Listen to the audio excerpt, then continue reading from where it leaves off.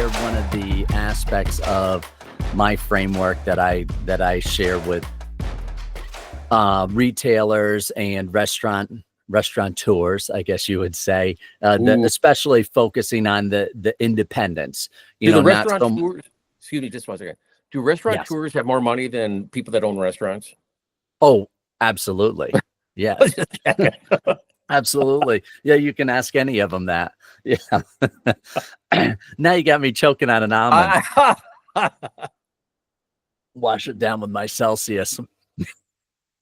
So we're going to talk about how important having a team is. We know that, one of the biggest fallacies for small business owners is the fact that, oh, if you want something done right, you have to do it yourself. That is probably the most crippling philosophy that you can have as a small business owner. If you have that, if you think that, if you act that way, your business will never, ever reach its full potential. It may grow, yeah, because of your own sweat, blood, and tears, and at the risk of losing your family, your health, your sanity, but you cannot think that way. So we know that we have to have a team, but we also want that team to be trained, correct? Yeah, absolutely. And what I love about this topic and where you're at, and now is great that you can talk about your business, right? What you're doing and how you're helping. But if you go back and listen to our first 16 episodes, you're going to hear team members, all that all the way through. So we're now going to go and say, how do we do this? How do you develop this strong team? Right. So give me a little creative grace with this. I'm focusing in on a few industries, particularly the ones that I work with. So when I say product knowledge, maybe it's a service knowledge that you need to have. But product service, we're gonna package that as the end result. We got to have that. Whatever the customer, your target customer, is buying, that's what we're talking about when I say product. So, all right, great. Anyways, so here's a problem with what's that? I got this fly that's going around me. I feel like the giant in the Mickey Mouse. Just you asked for grace. You asked for grace, and I provided it to you, and then the fly came in. Then the fly came in and landed on my nose. Okay. Problem with corporate training or any of our training for the most part is I wrote down, it's boring, it's cumbersome. Sometimes, and most of the time, it's even obsolete. It's a one and done. It's rarely revisited and almost never updated. Does that sound like your typical mission statement or what? Yeah, and we've covered that. We've covered that. So as I'm brainstorming the typical training programs that I come across, I was like, oh my gosh, yeah, it's boring, it's stale, it checks the boxes, but it doesn't inspire, it doesn't motivate, it doesn't really inform on what the teammates need to know about, and therefore they check out.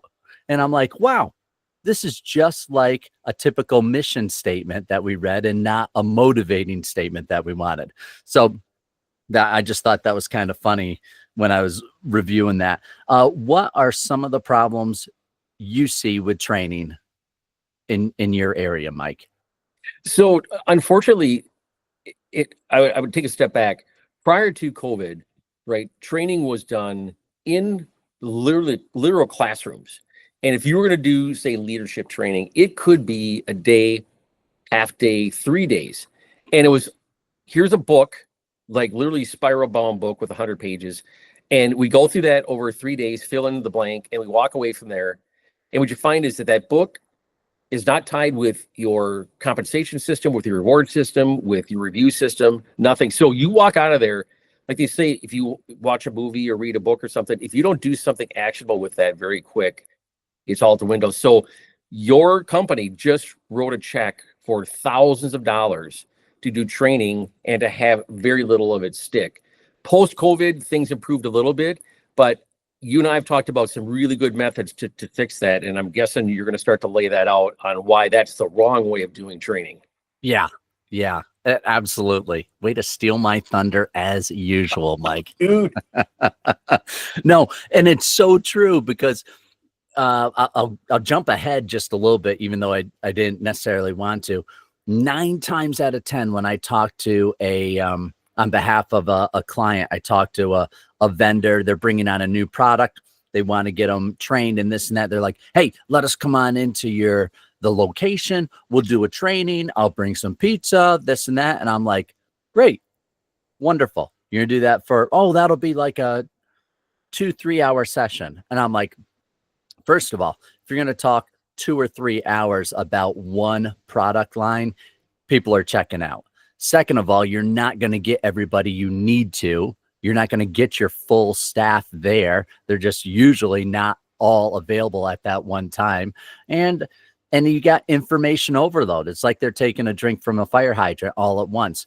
And so, but that's what 90% of vendors, providers are looking to disseminate, how they disseminate their information, or it's all just done on a private platform that you have to log into. Every employee has to create a new username, password, things like that. It becomes cumbersome. You never want to do it.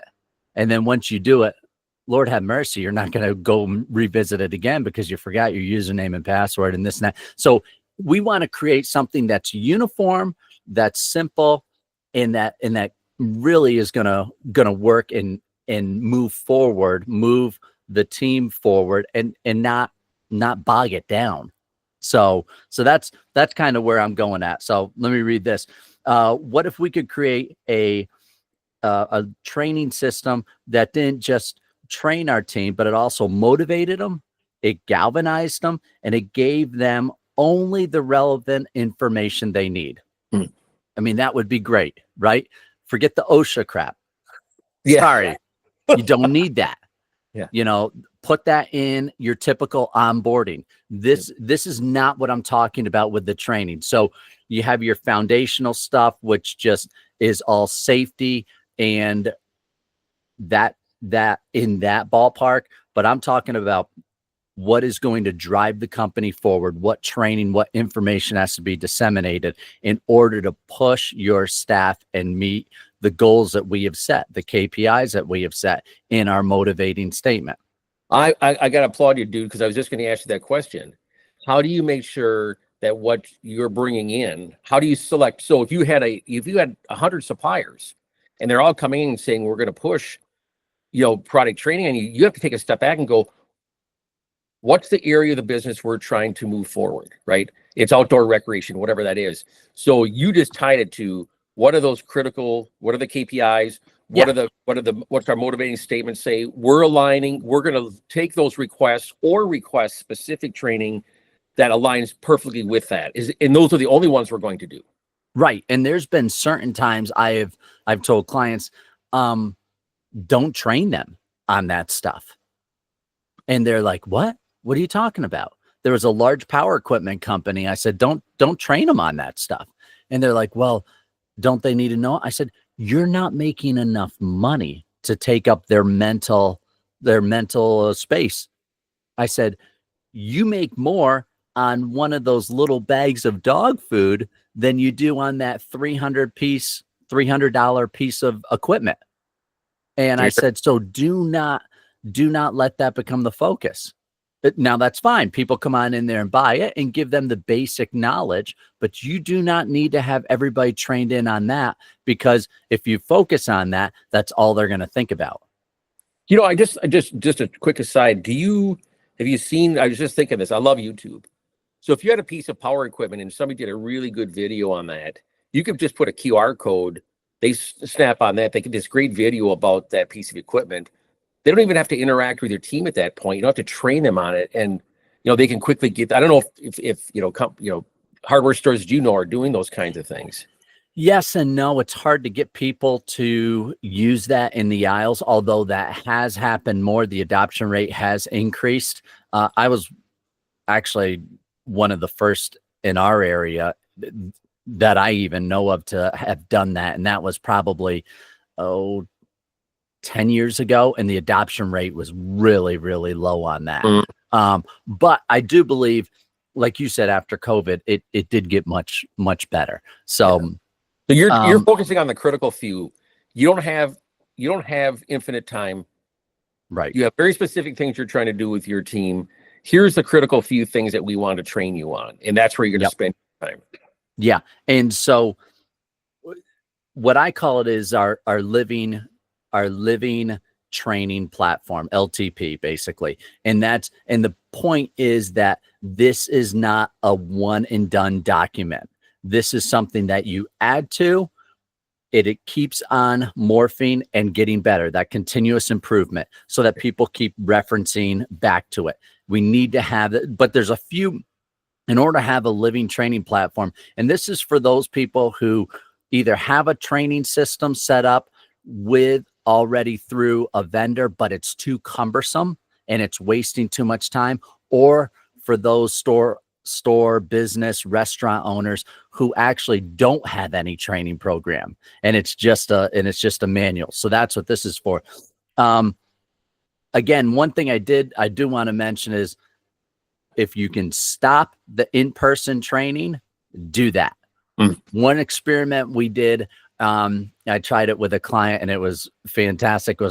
They were like, well, let us come on in and we'll do an in-store training. I said, that's great. You go ahead and do that. But one thing that's mandatory is we do a recorded training.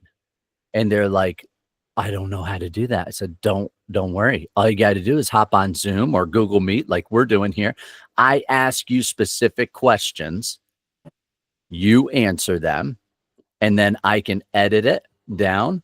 And then you have a condensed, wonderful, instead of a 30-minute, well, this is what we do type of thing, you got it right on down to like 15 minutes of good, hardcore information that gets absorbed by your team. So anyways, that's where we want to go to, is more of a video format.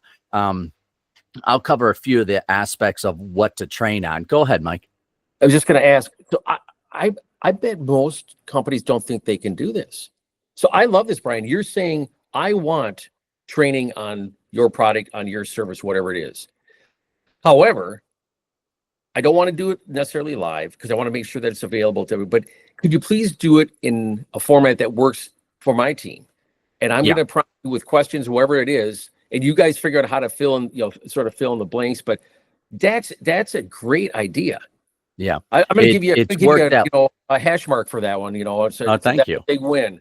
Thank you. Appreciate that. Yeah. So that's worked out extremely well. It is, and it's been something that we can continually, the clients can continually reintroduce too, seasonally. Let's say it's, I don't know, let's say it's birdseed, and then everybody feeds the birds in the Northeast in the fall and winter, so it's like, okay, well, let's reintroduce that video to get the new people retrained, so, and then to refresh it for those others, to refocus our attention, which is what we need because there's so many things pulling us in different directions. So anyways, what I have is four key ideas to keep in mind when you're creating your living training platform.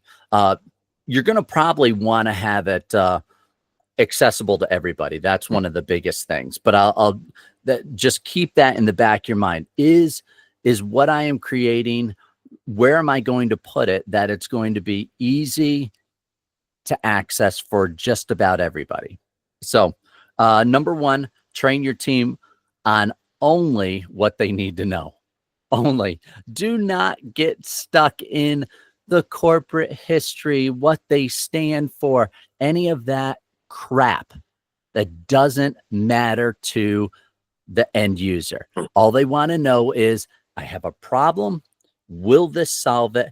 How will it solve it? What steps will it take? So anyways, in a nutshell, do not get stuck in the nuances, the touchy-feely stuff that generally the companies want to push on you. So That's extremely important.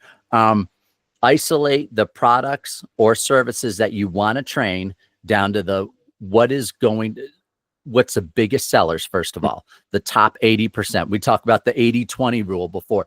You want to know where to start with your 80%, the top 80% of it's going to be 20% of the products or services. Right. That's almost always, every time I have run that number, it is always within 3% of being that way.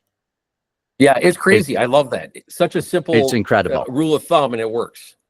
Yeah. So you're going to be looking at 20% of products or services that create 80% of your revenue. That way you're not focusing on emotional aspects. Okay. So you got that down, and you're going to train them only on what they need to know. Number 2, information must be easily updated and communicated. Whatever platform you have set, make sure it is something that you can add to, take away from, and that it can be easily communicated to your staff. Again, focus on the selling points, like, for instance, problem aspects that a customer may be interested in, not that darn company history. I usually give my clients just a simple form, and it really goes on and follows basically the process. Hey, send this to your vendors, make them do the work. Don't you have to do all this work? They know that product. They sold you on that product. So you get from them, hey, what problems does it solve? How does it solve it?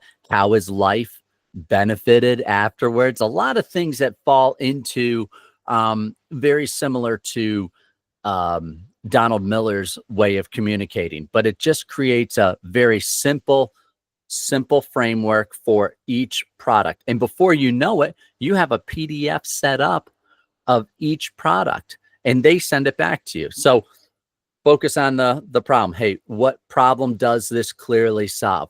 How does it solve it? What steps need to be taken to solve it? Is it simple? And then how does life look like after it? That's it. That's basically it. We go into detail on a few other things, but if you get that down, that is an amazing bit of information that is almost always overlooked. And the best thing is, it's simple and it flows well so that your team can consume hundreds of pieces of that information in. So what are your thoughts, Mike? Oh, I love this. It is, and there's so many simple ways to just set this up. I mean, I've seen so many businesses just using the Google tools, right? As a platform to start out with. Do you have recommendations on that, or is that typically what your clients are finding, that just, hey, Yeah, do this simple, set up a team on Google and go from there? yeah. So when I started talking with different clients, the problem was, we got to go on to this. We got to log in here for this one. We got to log in here for this one. We got to log in here.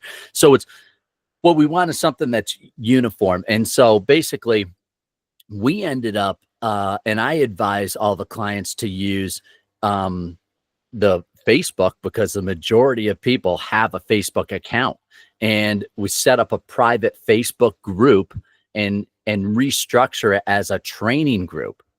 And that just creates a wonderful atmosphere for it. One thing that's great about the Facebook groups is, once you start getting the information in there, every member of that Facebook group, you mandate that every employee is a member of that Facebook group. If they're not on the Facebook group, well, you create or if they're not a Facebook member, well, you create a Facebook account for them. This is just for the store, for the training. Okay. Right.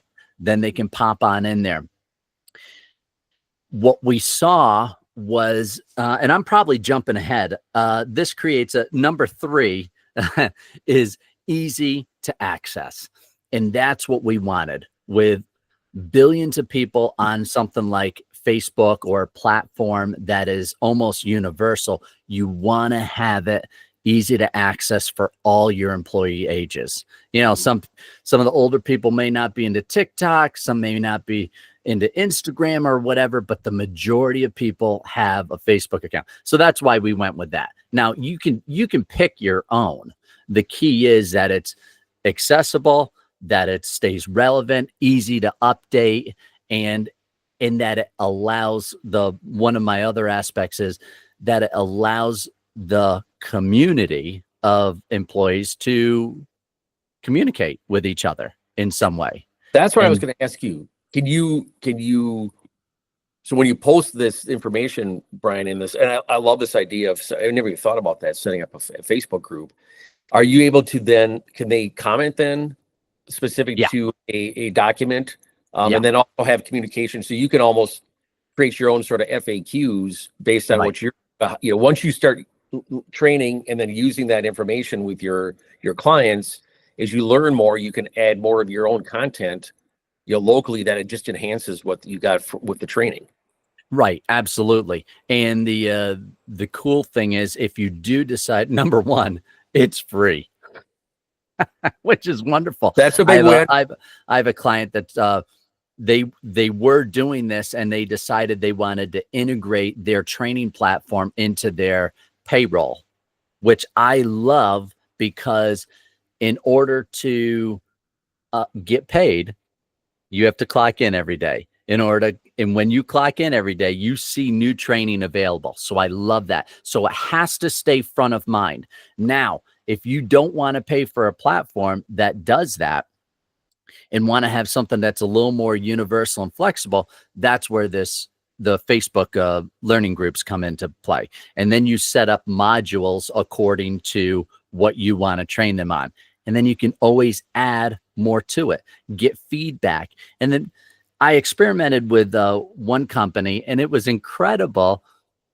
The feedback you're getting, all of a sudden you can't get boo out of these people after you train them, and they're making little comments. Hey, that's cool. I think we should promote this and this and this. And before you know, it's bing, bing, bing, bing, bing, which is what we want, is people leaving energized. And the best thing is you can also keep track of, you also want to keep them accountable. So you want them energized, you want them informed, energized, and accountable, right? So you want them to, you want to know who is on there and who is doing what. And so there is an accountability aspect where they have to click it once it's done, and who has watched it and things like that. So that part's really kind of cool. That's all built into Facebook and their algorithms. Yeah, that is. Yeah, I was just going to mention that is so powerful. And I think the other cool thing is, as we've talked about experimenting, you'll start to learn from your team. Hey, here's what we're requesting from our suppliers. Here's the information we're getting. As you start going and they start interacting with each other, it's like, hey, could we ask them these questions, right? Or could we actually get for these type of products, could we actually get a video done? So your team is actually, improving the way training is being done, because they're giving you live feedback on it. Because if they don't find value in it, Brian, right? If they don't find value, if they don't understand why you're giving them that training, if it doesn't align with what your goals, your primary aim is, all those things, this will fall flat. You set it up in a socialized environment like Facebook groups, and then allow them to talk between themselves and provide feedback on it. Now you've got to your point, a living, breathing, training program that will respond to what they need. Well, and one of the greatest things about it is the fact that this communication is not one way. It is two-way all of the time. And so you may not have any training this week, maybe a 5-minute clip on, hey, these are the specials coming up. This is what we're going to be promoting over the next 30 days or whatever. Or keep in mind, these are our 3 KPIs we're going to be pushing for the next 90 days. It could be any of that. But the point is, people, once you communicate that, they can give comments back. They can give a little video clip. They take a picture. I've had a lot of them I've seen where they take pictures and they're like, hey, should we promote this? Should we do this? And it's all there. And it's like, wow, that's great. So really, really good environment. Now, again, it doesn't have to be Facebook, But the key is ask yourself, what is going to be most universal and easy to access for my employees? Yeah. Wow, fantastic. This is So, so, and my big thing is make it fun and interesting. You know, um, don't just do PDFs.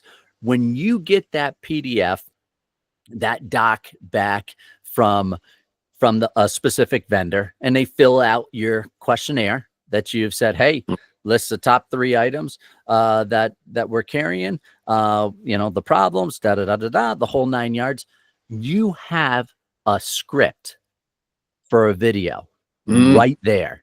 You have the script. You can go right through it and just be like, hey guys, wanted to hop on real quick and just let you know about the new bird seed we got going on. One of the best things about this is it's high in black oil sunflower seed, and it doesn't have millet and blah, blah, blah, whatever. And then here are the reasons why you want that. You're done in 90 seconds. And they're like, wow, that is pretty cool. And then you can attach a PDF to it if you want to, but it really makes training and the interest in your team blow up. That's incredible. And I like, as we talked about, our video or our podcast is sponsored by now Google and Facebook. Yes. Check is in the mail. Exactly. But if what you're doing is taking out all the barriers to getting this done, right? You're asking your suppliers who want to help you to provide pertinent information to you in a way that you can use it in 2 ways that you just spoke of. One is internal training, but 2 is to take that very same information and push it out to your customers, right? Well, to get them interested in it. Yeah. So, I mean, you can do that as a video to your customers. Absolutely. Or you can have it as an internal training video. My point is you can do it both ways. Once you get comfortable with editing, and I've trained a few of the clients on editing, they have a blast now with it. I mean, there is some fantastic video editing software out there that's cheap. That's cheap. It allows us to do some amazingly crazy things and fun things.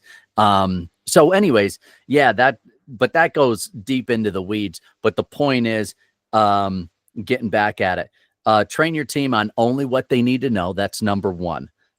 Make sure it's those top 20% of the items that create 80% of the revenue for you. Make sure that whatever platform you're using, it's easily updated and communicated, and update it kind of like what we were talking about with KPIs last week and the week before, was the fact, update and over inform, and then you can scale it back once you know what's sticking. So update, even on little things, because that's going to constantly push things to the front of your team's minds. Number 3, easy access by everyone. Have a place that they don't have to go to, but that they want to go to. Make this an environment that they want to check things out, maybe make a few jokes. Competition is a great way of doing that too, obviously. Right. And that was my bonus point there. Make it a community and even a competition. Don't think of this as a stale training program where we're going to pay them with their fake attention with a slice of pizza. And I've seen that happen so many times, All right, no, make this a community that they want to get into and want to keep on learning and improving themselves, because you want them improving themselves. So, yeah, what do you got? I'm floored by, again, you're in such a simple idea around Facebook groups, and this concept of turning towards your suppliers to help you do literally custom training for your team. And they're going to love to do this for you, because they know if they customize it for you, you're going to use it. Right. They may also find that this is something that they could offer to others. The idea that it's it's on a platform that's ubiquitous. I mean, almost everybody has a Facebook account, and it's very easy to get access to. And the other thing is, it's not like you shall not touch these videos. You shall not, right? It is, no, we want you to interact with videos, the PDFs, provide feedback, FAQs, whatever it is. It becomes a social thing that's happening where it becomes a fun thing for them to do. And what was back in the past, just a download of information that you were supposed to remember. Now it's, as soon as you learn this stuff, you start using it right away. That's where you get those behaviors to change. And they're pushing is not the right word, but they're making sure that their customers are seeing the critical, the solutions that you have available for them, for their specific needs that align with what your business, whatever your primary aim is, right? You're trying to make sure that the training that's being done is very specific to driving that for your customers. And they're going to see that the more knowledgeable your team is on those products, your customers will see that, right? They're going to understand absolutely. something going on in that business. Absolutely. Yeah. Yeah. So, in the end, what we saw was not immediate, but I mean, we're probably within 4 weeks, an increased ROI on revenue, average ticket sales. Some of these things where I experimented with it. Increased engagement by the employees, saw more of an excitement when they're like, okay, well, we know this. Okay, that's great. Can't wait to recommend this. And then the third thing was not only an increased engagement individually, but an increase in community and camaraderie where they're like, okay, where they're messing with each other online. Now they're messing with each other in the businesses and things. And that's something that we strive for as business owners as it is. And this training kind of doesn't do it all on its own, but it certainly facilitates it. So that's why I'm a big believer in this the living training platform instead of just a group of DVDs and a manual.